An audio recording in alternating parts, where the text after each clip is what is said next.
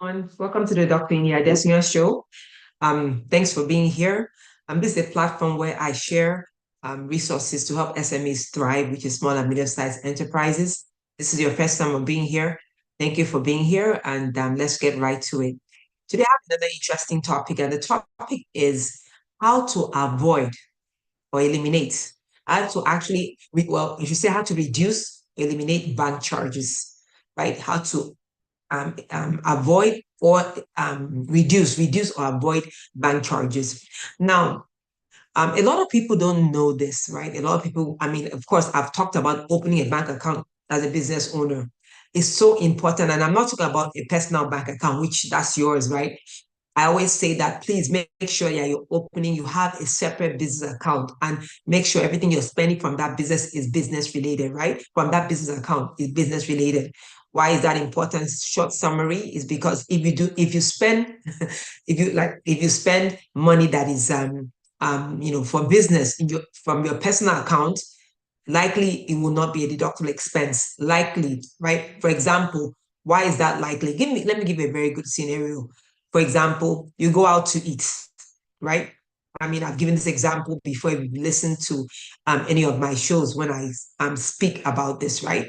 You go out to eat with maybe a family member, you just go out to eat, and then you swipe that card, right? When you swipe that card, a restaurant, you go out and eat, right? Personal account. Say you go out and eat with a business person, right? For a business transaction you went out for to discuss, the business over a meal. You swipe the same personal card. Now you might say, okay, but I'm keeping notes. Well, yeah, I mean, it's good to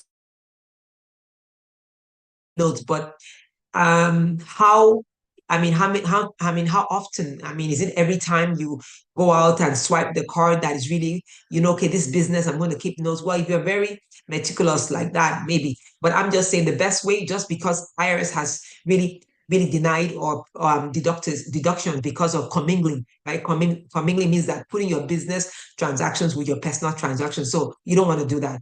But again, somebody might say, but they're charging. If I have a business account, they're charging on my personal, they're charging on my business. Now, it's so important. When you it's important for you to ask questions when you want to open an account. Now, some bankers are very good. They will tell you they're very good. When I say good, I'm not saying any banker is bad, but I'm saying that they actually explain, good at explaining. They say, okay, take this when you can reduce your fees in this way. So pay attention to what they are saying.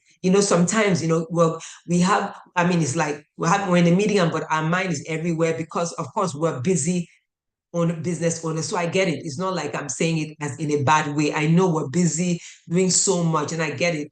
But when if a bank, if you want to open up, if you first of all, two scenarios, you want to open a bank account, right?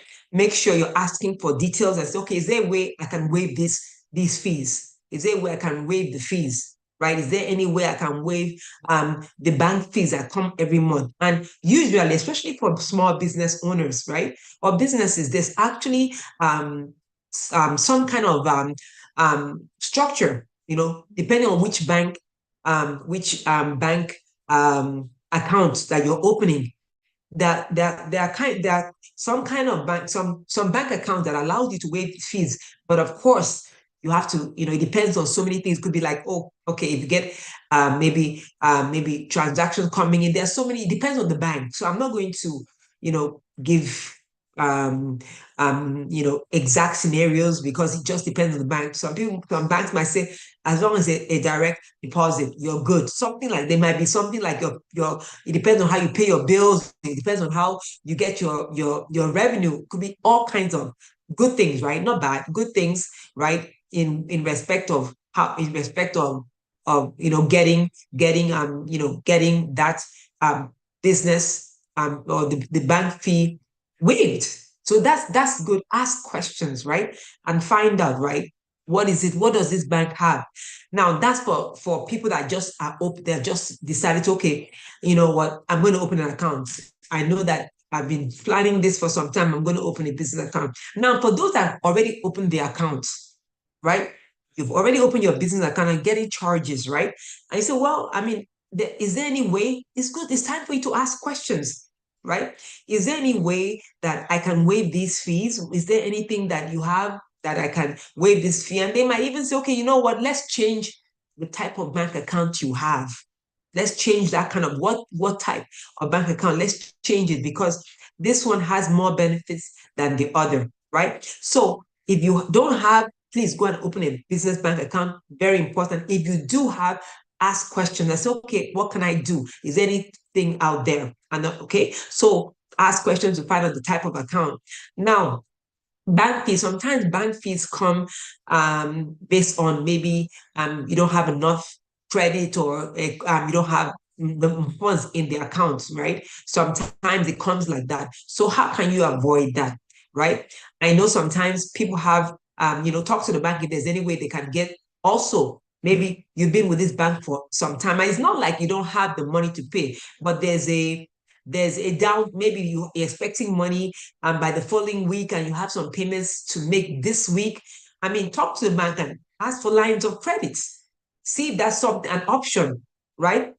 See if there's something like that. Some banks give like a buffer. So find out if you qualify, right?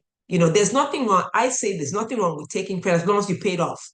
So you don't have to, that interest and that, you don't want to deal with that, right? So things like that can actually allow you to avoid, fees like, return. Some banks will say, you've been a customer for some time, I'm not returning the check, but I'm going to charge you a fee. All right, I'm not rejecting that payment, but I'm going to charge you a fee.